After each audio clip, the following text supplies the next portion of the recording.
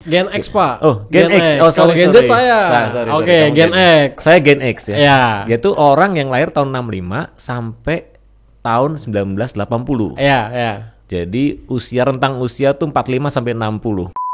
Learn by the book sama learn by trading. Oh iya, kembali lagi ke orangnya ya. Kalau memang nggak mau belajar atau cuman sekedar iseng-iseng aja, ya sebetulnya saya tidak menyarankan. Gitu loh. Kalau ingin berkecimpung di dunia kripto harus memahami. Iya, iya.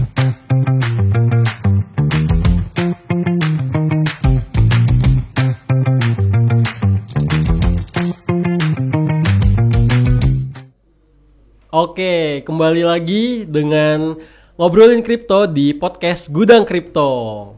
Kali ini kita kedatangan tamu spesial nih, spesial banget sih, yaitu Pak Doni, CPO dari Gudang Kripto. Halo Pak, selamat datang Pak. Selamat datang Mas Guntur. Iya, waduh saya grogi nih Pak. Biasa ngobrol di kantor kayak ngobrol di strategi, rencana apa segala macam. Kali ini ngobrol tentang podcast Pak. Santai aja Mas. Santai aja Pak ya.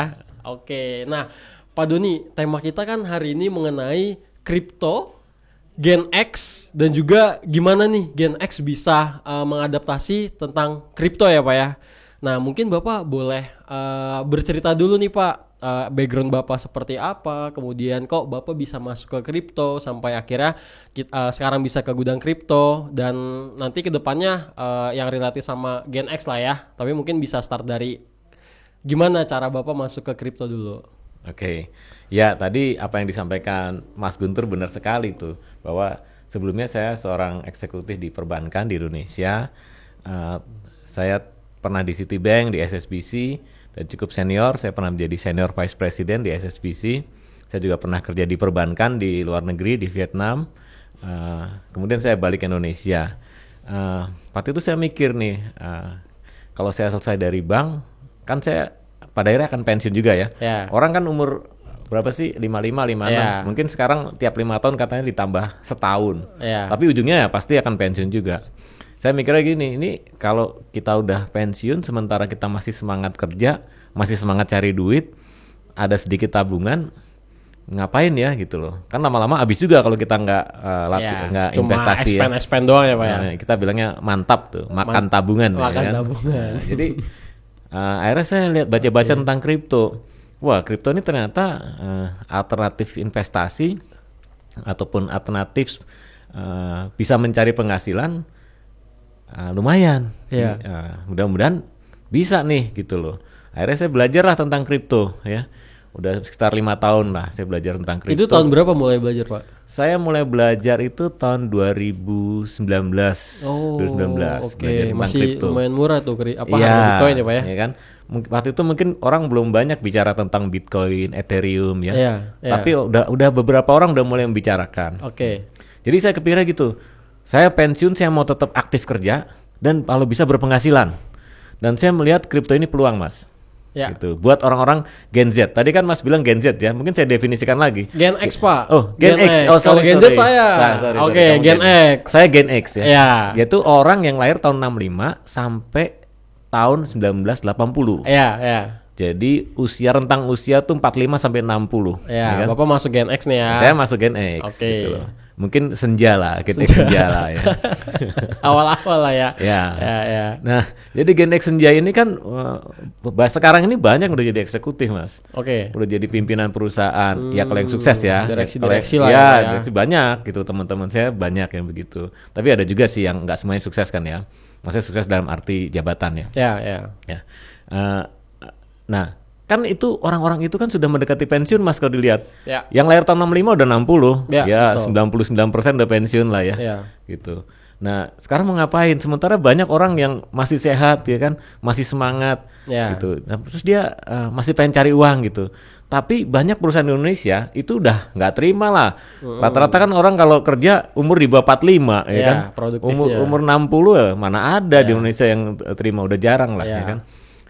Dan itu banyak orang begitu ya kan. Gen X ini cukup banyak di Indonesia. Nah, itulah sebabnya saya belajar kripto. Untuk belajar kripto itu memang sebenarnya ada dua hal sih Mas. Learn by the book sama learn by trading. Oke. Hanya ada dua itu opsinya, Mas. Learn by the book atau learn by trading. Nyoba langsung maksudnya. Learn Atau by campuran trading. ya. Oke.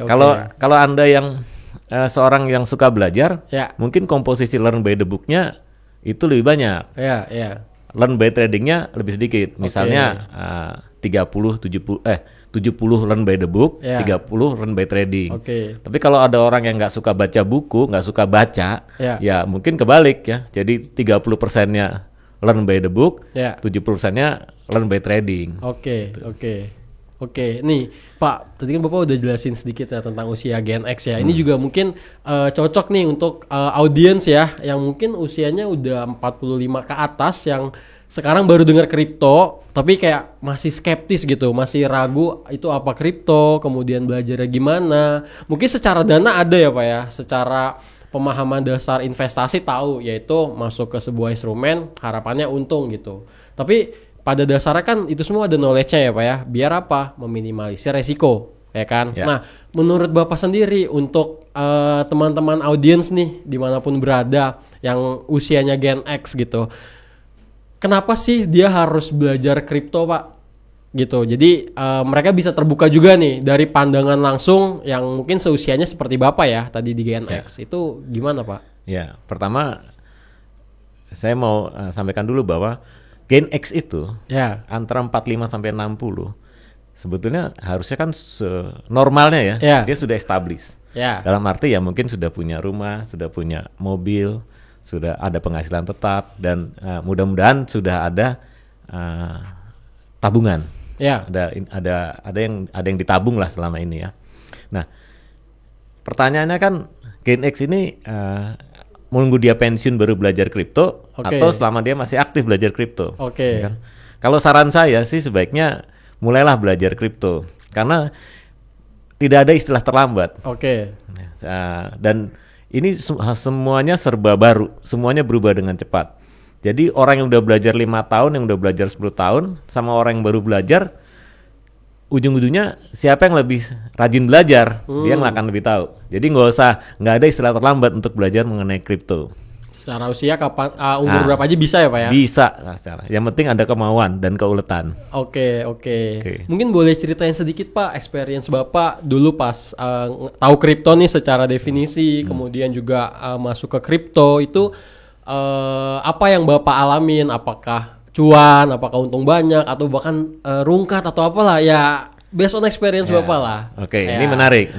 Ya. Sebetulnya apa sih tujuannya belajar kripto? Apa sih kita punya pengalaman trading sebelum kita benar-benar melakukan investasi di bidang kripto? Ya. Tujuannya adalah sebetulnya mengurangi atau meminimalisir probability atau statistik akan rungkat atau statistik akan hilang, loss. Ya. Nah, waktu itu saya kan sering belajar saham ya, saya sering jual beli saham, saya main saham, reksadana, saya investasi di banyak istilahnya di banyak bidang lah, ada rumah, emas, saham, segala macam saya investasi. Banyak sekali diversifikasi. Begitu ada tahu kripto, ya kebetulan ada tabungan dikit lah, tapi cuma sedikit-sedikit ya. Oke. Begitu tahu ada kripto, saya mau mikir wah ini salah satu alternatif investasi. Ya. Kan. Nah, saya mulailah belajar gitu. Tapi waktu itu saya masih belum begitu paham akan risiko-risikonya. Oke. Ya kan? Saya sangat berpikiran positif lah. Itu tahun berapa, Pak? Sorry potong. Itu berapa tuh, Pak? Saya mulai belajar tahun 2019. Tahun 2020 mulailah, mulai jual beli kripto. Ya. Tahun 2021 kebetulan waktu itu dapat uang pesangon gitu, dapat uang pesangon, saya pakailah buat kripto gitu kan. Nah, yang pertama sekali adalah jangan sekali-sekali investasi kripto dari utang atau bukan dari tabungan. Oke. Pokoknya harus dari uang yang bisa disisihkan. Karena kalau dari utang itu kan sebenarnya bukan investasi, Mas. Investasi kan definisinya adalah suatu resources, suatu sumber daya yang kita alokasikan untuk mendatangkan keuntungan di kemudian hari. Ya, dana dingin, Pak ya. Iya, sebetulnya investasi bukan hanya dalam bentuk uang ya. Bisa juga dalam bentuk waktu kan. Iya. Mas Guntur belajar siang malam, katakanlah belajar mengenai CFA atau belajar mengenai sertifikasi, itu bisa dijadikan alat cari uang. Itu kan investasi juga sebetulnya. Nah, kalau kita bicara investasi kripto, nah itu kan harus ada resources atau uang lah yang diinvestasikan. Kalau uang itu dari uang hasil ngutang, kalau menurut saya itu nggak bisa, salah gitu loh, salah. Itu bukan investasi Mas namanya, itu usaha. Oh. Ya kan sama kayak orang ngutang pinjam duit untuk berusaha cari makan, ya beda. Kalau investasi itu orang yang ada kelebihan dana, itu baru namanya investasi. Ya, jadi ada juga orang ngutang buat beli kripto. Menurut saya itu bukan investasi, itu usaha. Ya, itu sangat berbahaya. Ya kalau usahanya sukses, kalau usahanya gagal kan dapur nggak ngebul Mas. Ya, dikejar-kejar juga karena utang kan Pak. Bahaya banget tuh. Ya, gitu. Jadi waktu itu saya belajar ya tujuannya untuk mengurangi risiko sampai loss, risiko gagal. Ternyata di kripto ini, nah ini yang penting nih. Di kripto ini risikonya bukan hanya risiko loss, tapi juga risiko ketipu, Mas. Ada risiko yang lain lagi, risiko tertipu. Tertipu ya, Pak ya? Scam dong? Banyak. Oke. Itu gimana tuh, Pak? Ya, scam itu kan banyak ya jenisnya. Ada kita nggak mau detail soal scam ya, tapi kita mau menyampaikan di dunia kripto itu banyak juga scamnya. Misalnya kalau kita lihat ada rug pull ya, tiba-tiba menghilang semua. Ya, harganya jatuh banget lah. Dia kasih return besar sekali, tiba-tiba hilang semua. Duit kita udah terlanjur masuk, hilang ya kan. Itu yang cara yang sederhana lah. Ada juga yang kayak engineering kita di approach gitu ya. Kita di approach, kita dia bikin semacam ada grup-grup discussion. Ternyata orangnya tuh settingan. Ada juga begitu. Itu di luar negeri banyak. Kelompokan gitu Pak ya? Iya, jadi hati-hati. Kalau kita maaf ya, polos-polos dikit gitu bisa kejebak. Kita dimasukin dalam satu grup, ternyata itu isinya settingan semua, Mas. Gitu loh. Dan kita pertama kali dapat returnnya bagus. Lama-lama begitu kita invest banyak, hilang semua tuh. Oke. Jadi banyak, jadi itu sebabnya kita harus paham. Intinya sih sebetulnya gampang Mas. Kripto itu sebetulnya dasar-dasar investasinya sama. Kalau too good to be true, maybe not true. Ya kan? Gitu. Itu sih. Terus high risk high return itu dasarnya itu semua sama. Jadi kalau kita tiba-tiba dapat yang besar, ya itu berarti high risk high return lah. Mungkin kita lagi dapat high return-nya. Suatu saat dapat high loss-nya ya. Gitu. Karena at the end probability ya Pak ya. The moment kita win ya next time bisa loss gitu kan. Itu harus dijaga ya. Nah ini matters banget nih buat Gen X ya. Tadi kalau misalkan pengen masuk kripto ya iming-iminginnya pasti cuan gitu. Tapi tetap aja mau kripto apapun itu mirip kayak saham atau jenis investasi lain lah. Ada resiko, salah satunya tadi penipuan ya Pak ya. Itu bahaya sih. Jadi kalau saham kita mungkin mengenal, kita salah investasi. Kalau saham kan terdaftar ya kan. Saham terdaftar di yang namanya bursa ya kan. Orangnya jelas, PT-nya jelas. Jadi kalaupun ini ya nggak bisa dibilang ketipu, lebih ke arah loss lah ya. Kita salah investasi. Kalau kripto kan kadang-kadang kripto ini kan dasarnya 3 Mas. Ya kan, borderless, anonymous, sama trustless. Ya kan, jadi ya kalau di kripto ini bisa benar-benar ketipu ya, benar-benar kita nggak bisa ngelacak. Gitu. Hilang. Soalnya Pak ya. Gitu. Jadi hati-hati. Itu sebabnya perlu belajar. Nah belajar ini ternyata belajar kripto itu nggak sulit-sulit amat. Yang penting ada kemauan, karena sekarang resource-nya banyak. Ada resource online, bahkan sekarang ada ChatGPT. ChatGPT juga ada saingannya sekarang, DeepSeek. Nah, pernah dengar kan DeepSeek? Tahu Pak, tahu. Kemarin sempat naik beritanya. Ya kan sempat naik, sempat bikin gonjang-ganjing di Amerika ya. Saham Amerika pada hancur lah pokoknya. Termasuk merembet ke kripto itu. Iya kan ngedam juga ngedam semua ya kan. Gitu.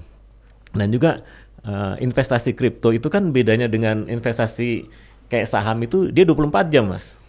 Nggak ada market liburnya ya. Kayak saham kan Sabtu Minggu atau tanggal merah libur ya. Kalau perbankan libur, bursa libur ya libur juga tuh hard market. Tapi kalau kripto kan enggak. Kalau saham kan kadang-kadang pas lebaran ya libur ya kan. Bahkan kadang-kadang kalau misalnya bulan puasa juga dipendekin ya kan.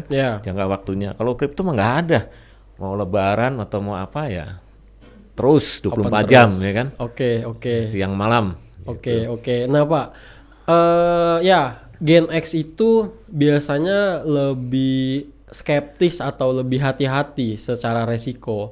Kenapa? Karena mungkin experience hidup, tapi stigma yang di masyarakat juga masih banyak nih Pak yang menganggap bahwa kripto itu sebagai, sorry to say ya Pak ya, dianggap judol, dianggap instrumen-instrumen untuk nipu, investasi bodong dan lain-lain. Nah, menurut Bapak sendiri untuk Gen X itu gimana sih Pak mengetahui bahwa ini bener gitu, ini nggak tipu-tipu, itu mungkin ada tips and trick atau bisa ngeliat kemana gitu Pak?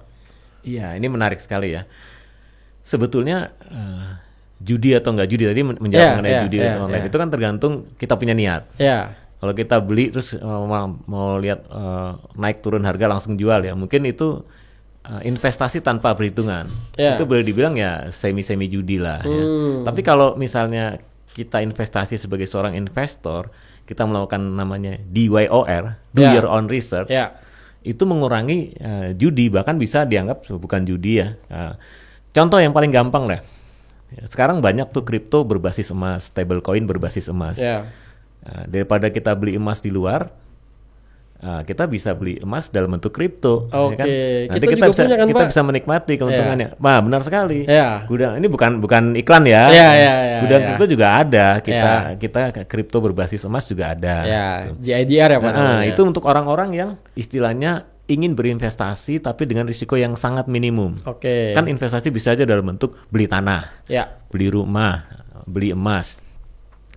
Atau dalam bentuk investasi yang sifatnya lebih high risk high return ya. Kita juga ada tuh kayak meme coin ya kan. Nah, kalau misalnya mau beli emas atau mau beli rumah, maksud saya beli rumah, kita juga ada RWA ya, real world asset. Kita juga ada, bahkan kita di gudang kripto. Kok jadi iklan ya? Nggak apa-apa Pak, nggak apa-apa. Sedikit menjelaskan lah biar tahu gitu. Kita ada koin yang dasarnya adalah kebun. Jadi real world assetnya itu berdasarkan kebun atau green energy atau bahkan sarang burung walet. Model bisnisnya ya Pak? Iya, model bisnis sarang burung walet. Ada yang model bisnisnya adalah tambang. Macam-macam. Ada yang model bisnisnya perkebunan kelapa, perkebunan vanili. Jadi dan kalau yang di gudang kripto ini kita cek banget bahwa token atau koin tersebut memang real world assetnya benar-benar ada. Jadi bukan sekedar orang bikin real world asset tapi asetnya nggak ada, itu banyak Mas, hati-hati. Ya berarti fundamentalnya kuat dong Pak, karena kan ada model bisnis di belakangnya kan sebagai underlying ya Pak ya. Ya benar, tapi saya nggak mau bahas itu lebih detail ya karena takutnya dibilang iklan. Ya nggak apa-apa. Nah Pak, ya lagi-lagi ya mungkin Gen X itu banyak yang penasaran mau belajar gitu, tapi kayak susah nemuin instrumen belajarnya Pak. Menurut Bapak bisa belajar kemana sih Pak? Ini bagus ya. Berdasarkan pengalaman saya, atas apa yang udah saya laluin, sekarang ini paling mudah belajar ya harus nyoba. Contohnya gini, Mas Guntur bisa ngelihat video tentang orang belajar sepeda, orang belajar berenang. Tapi sebelum Mas Guntur berenang, sebelum Mas Guntur nyemplung kolam renang, sebelum Mas Guntur naik sepeda, belum bisa dibilang belajar. Ya. Nah itu maksud saya, paling mudah belajar ya harus coba trading yang sederhana dulu, spot aja, jual beli dulu ya kan. Jadi kalau misalnya nih ada Gen X yang punya tabungan katakanlah 100 juta ya, ya sediakanlah 3-5% itu untuk namanya cost of learning. Itu bukan berarti hilang ya. Cost of learning itu sediakan sekitar 3-5% untuk bertransaksi, nyoba spot trading itu seperti apa, future trading itu seperti apa, ya kan, sedikit-sedikit aja. Kemudian stable coin, beli stable coin, beli kayak koin-koin utama yang main coin ya, kayak Bitcoin, Solana, Ethereum, coba dulu ya. Nanti setelah itu paham, sambil juga baca, jangan lupa nih baca-baca juga ya. Baca kalau memang sulit, bisa ada banyak buku-bukunya, ada jurnal-jurnalnya yang tebel-tebel banyak. Kalau yang mau gampang ya baca yang sederhana aja, langsung searching aja Google ya kan. Nah kayak gitu. Nah itu akan menjadi lebih menarik kalau udah ngalamin trading. Kalau lebih menarik lagi kalau trading tapi untung. Itu lebih seneng. Tapi bahayanya gini, kalau di awal-awal kita untung Mas, biasanya kita lengah. Nanti begitu kita gede, kita ngalamin yang buntungnya. Jumawa lah ya Pak. Jadi saya lebih bagus kalau belajar itu di awal buntung. Supaya dia menjadi lebih hati-hati. Lebih mawas ya Pak ya, ngambil keputusannya. Jadi itu sebabnya sediakanlah cost of learning sedikit aja. Katakanlah 3-5% dari uang yang akan diinvestasikan. Oke. Tuh, Mas Guntur. Ya, nah ini kan Gen X itu tadi ya mungkin agak kesulitan ya Pak ya kalau nyari media belajar di online. Mungkin masih baik juga yang kesulitan menggunakan gadget atau Google gitu. Kalau kayak di Gudang Kripto sendiri ada ini nggak sih Pak metode belajar gitu, misalkan akademi atau apa gitu yang Gen X sendiri bisa ngakses di sana? Ya, jadi sebetulnya kalau belajar yang formal mengenai kripto itu bisa ada yang internasional ya, itu ada Udemy. Oh, itu berbayar tapi nggak mahal sih. Apalagi kalau belinya di akhir bulan, biasanya mereka lagi diskon. Paling satu kursus 150.000, 200.000, kalau yang mahal 300 ya. Nah, kita Gudang Kripto kita mencoba membuat sesuatu yang mirip-mirip Udemy tapi versi lokal. Gitu loh. Jadi kita bikin namanya semacam Gudang Kripto Academy. Gudang Kripto Academy. Tujuannya adalah, tapi ini bukan akademi universitas ya, ini lebih ke arah penamaan aja. Tapi tujuannya adalah memberikan literasi, edukasi mengenai kripto ke masyarakat. Nah, ini kebetulan saya yang buat sendiri. Jadi saya buat berdasarkan pengalaman saya. Jadi ada level-levelnya, level 1, level 2, level 3. Kemudian ada pertanyaan, ada artikel-artikel yang bisa dibaca untuk menambah pengetahuan, dan ada juga tulisan yang saya buat. Gitu. Nah, nanti kalau dia sudah merasa mantap, dia bisa ambil tesnya, Mas. Ngerjain soal, Pak? Ngerjain soal. Soalnya nggak banyak, cuma 15 sampai 20 soal. Waktunya 30 menit. Nah, kalau dia lulus, kita kasih sertifikat, Mas. Misalnya level 1. Level 1 tuh lebih bicara mengenai regulasi mengenai kripto. Ya. Di Indonesia, apa sih regulasi kripto di Indonesia? Gitu.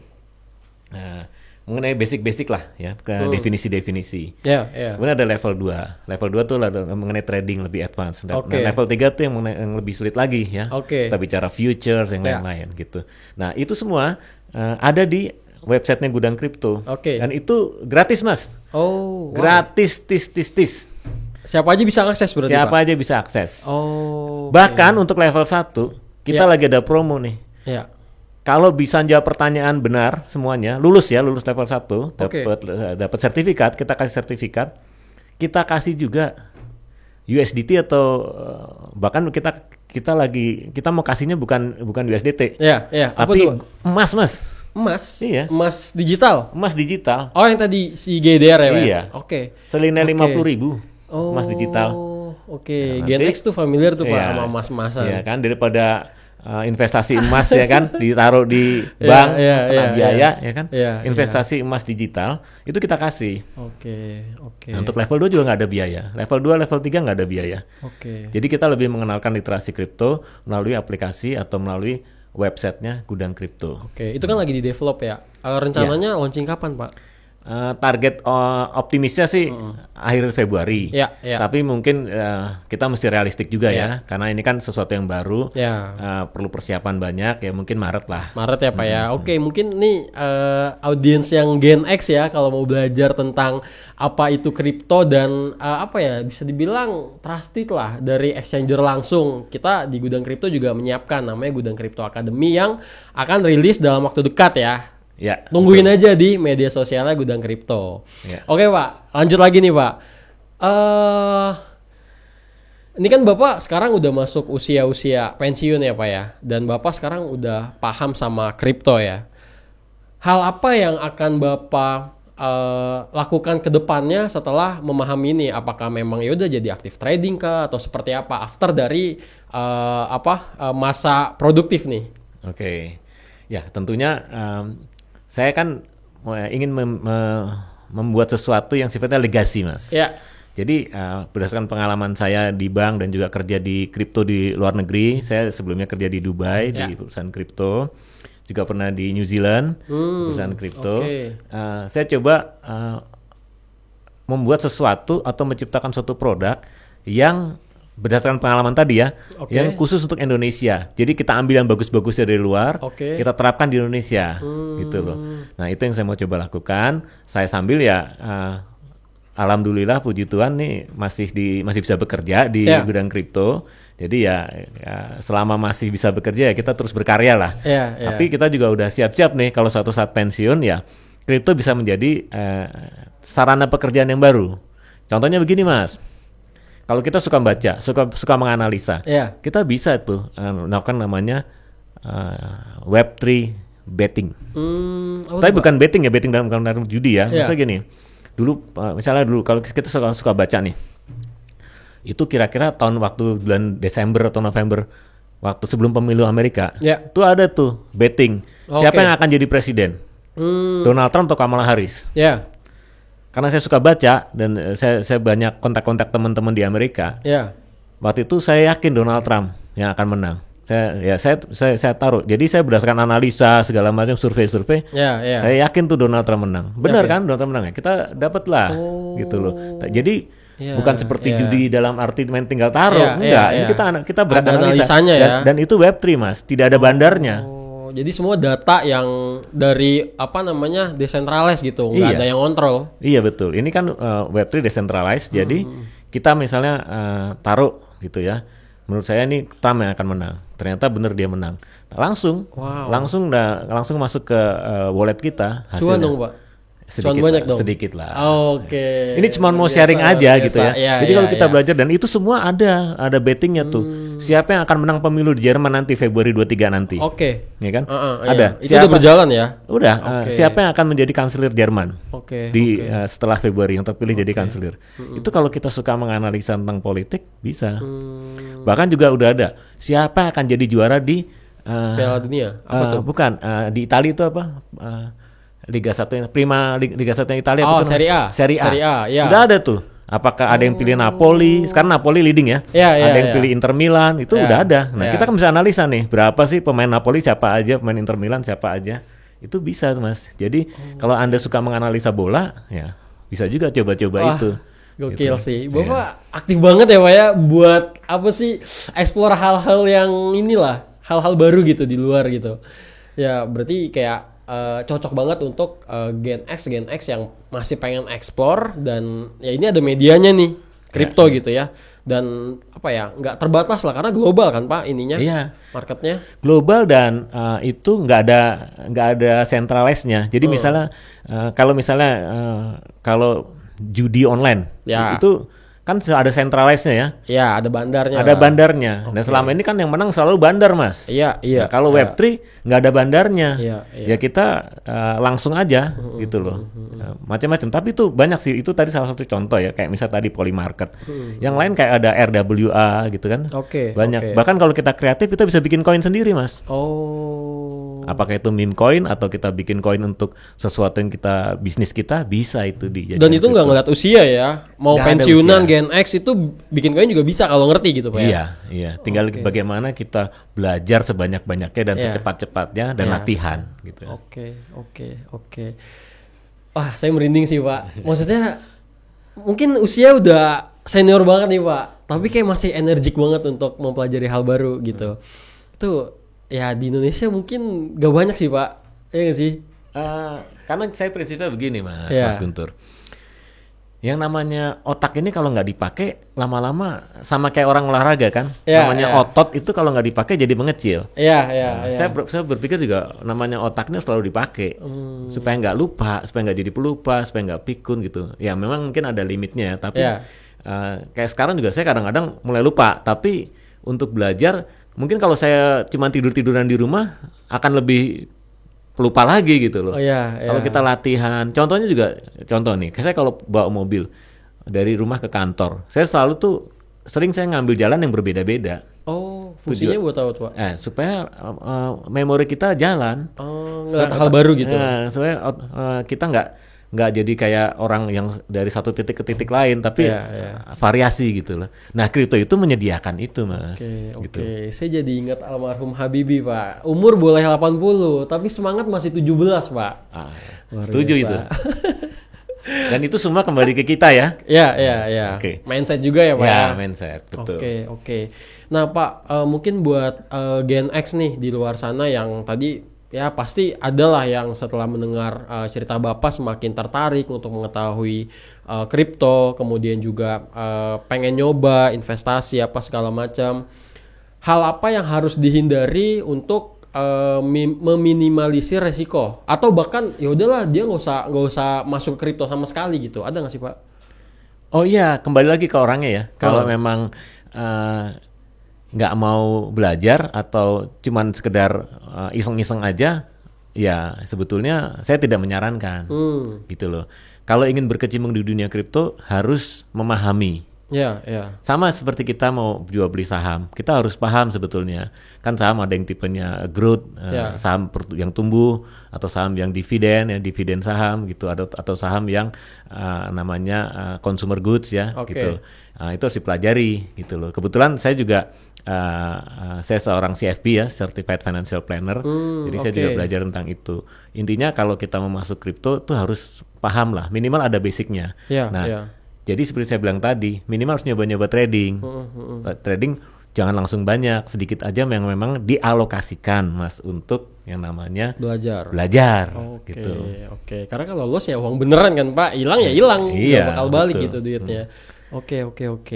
Pak, terakhir mungkin Pak, di kripto sendiri ada instrumen apa aja sih Pak? Contohnya kayak staking atau apa yang lain gitu, dan mungkin boleh dijelasin sedikit tentang poin-poin instrumen yang ada di kripto Pak. Ya. Jadi di kripto ini ada yang namanya spot, ya, spot trading, yaitu kita jual atau beli ya. Ya, banyak orang sekarang ini orang-orang Indonesia, terutama yang Gen X ya, masih terfokusnya pada yang namanya spot trading, artinya beli abis itu ya ditahan, begitu harga naik dijual, ya kan. Nah, tapi sebetulnya dalam dunia kripto tuh banyak sekali yang bisa dilakukan. Misalnya kalau beli suatu koin ya, apapun itu, katakanlah Ethereum atau XRP atau apa, kalau mau sementara nunggu naik bisa di staking Mas. Ya kan? Staking ya. Ya sementara nunggu harga naik ya. Misalnya saya mau jual 2-3 tahun lagi ya, sementara nunggu naik ya di staking dulu. Staking itu apa Pak? Staking itu jadi setiap namanya blockchain itu ada namanya validasi transaksi ya. Staking itu berpartisipasi dalam kegiatan blockchain. Validasi untuk memvalidasi transaksi itu untuk yang proof of stake namanya. Untuk yang proof of stake ya. Kalau Bitcoin bukan itu konsepnya. Tapi intinya dengan staking itu dia nggak perlu ngapa-ngapain, dia cuma mengalokasikan dan di lock untuk beberapa waktu tertentu, nanti kayak deposito Mas, ada returnnya gitu. Dan kripto ini juga mirip-mirip saham. Cuman kalau di saham di Indonesia kan belum ada yang namanya short atau long ya. Pasang untuk harga turun Pak ya. Harga turun atau harga naik ya. Kalau di kripto ada Mas. Ada futures. Itu jadi bisa long atau short gitu loh. Jadi dia beli untuk harganya turun ke bawah gitu. Kalau harga turun ke bawah dia profit. Ya, kalau misalnya dia pasang posisi long, artinya dia mengharapkan harga naik. Tapi itu lebih beresiko dong Pak. Oh jelas, itu makanya kalau di Indonesia yang menyediakan future ini harus memberikan semacam edukasi dulu sebelum. Jadi customer harus melalui suatu proses training lah. Jadi cuma klik-klik gitu sampai dia menyatakan bahwa dia sudah paham mengenai demonya. Macam-macam Mas. Jadi juga itu kalau kita bicaranya mengenai beli ya, beli jual. Kalau future itu kan beli untuk futures ya, masa depan. Nah, ada juga yang itu tadi kripto bisa dalam bentuk misalnya stable coins. Bisa emas, bisa US dollar. Kadang-kadang saya mau punya US dollar nih, ya kan? Ya, daripada beli US dollar di bank, ya kan? Karena kalau di bank itu nilai harga beda antara jual sama beli itu tinggi Mas. Kalau di kripto perbedaan antara jual sama beli itu tipis. Gitu. Jadi kan lebih nggak terlalu rugi kalau dia mau beli sekarang, itu besok mau dia jual tuh nggak terlalu rugi kalau di kripto. Karena kalau marketnya liquid itu tipis banget bedanya. Kadang-kadang cuma sampai Rp2 doang. Gitu loh. Gitu. Jadi banyak sekali Mas di kripto. Belum kalau kita bicara mengenai Web3 ya. Misalnya tadi kita bisa jual beli langsung Mas. Jual belinya langsung. Kayak misalnya ada PancakeSwap ya kan. Itu kan langsung jual beli Uniswap ya, kayak gitu. Itu langsung jual belinya. Kemudian ada juga kayak tadi ya, Polymarket contohnya. Itu adalah betting. Situs betting yang Web3 yang tanpa bandar gitu loh. Jadi kita nih sekarang bisa diam di rumah tapi bekerja banyak. Kalau kita di dunia kripto itu, kita cukup di rumah aja, nggak usah kemana-mana. Pakai handphone aja bisa ya? Pakai handphone bisa, pakai laptop lebih bisa lagi. Gitu Mas. Jadi kripto itu untuk Gen X ya, bisa menjadi suatu dunia yang baru, yang penuh dengan tantangan.